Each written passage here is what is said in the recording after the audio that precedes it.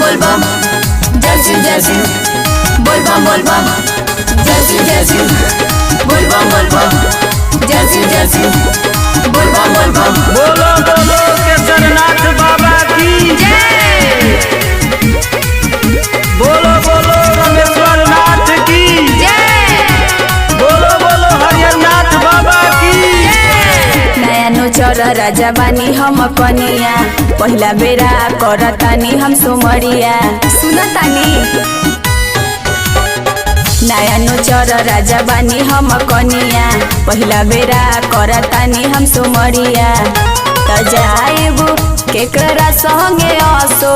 जल ढारे राजा जी त जाइबू केकरा संगे असो जल ढारे राजा जी धइल बानी हम गरिया ससुररिया पहुँचतानी रानी जी धइल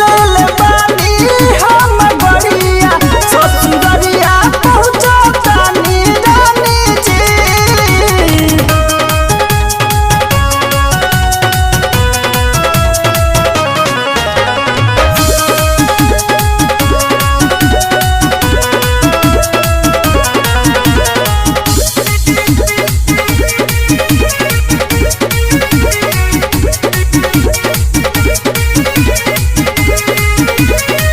भाखल भखौती हमार बाटे अधूरा आई नाए राजा असो हो जाई पूरा जल्दी गाड़ी पकड़ ली कुछ सुनाता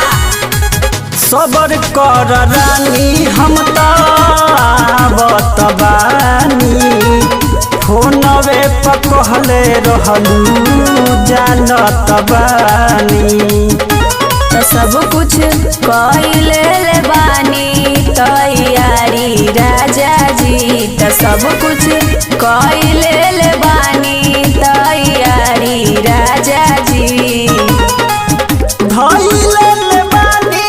हम गरिया ससुररिया पहुँचतानी रानी जी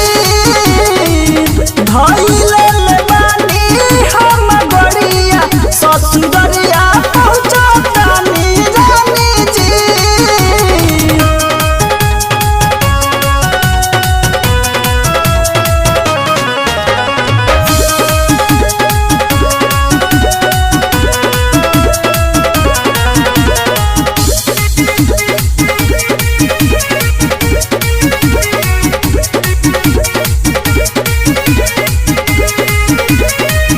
आमा जी से ले ली हनी जा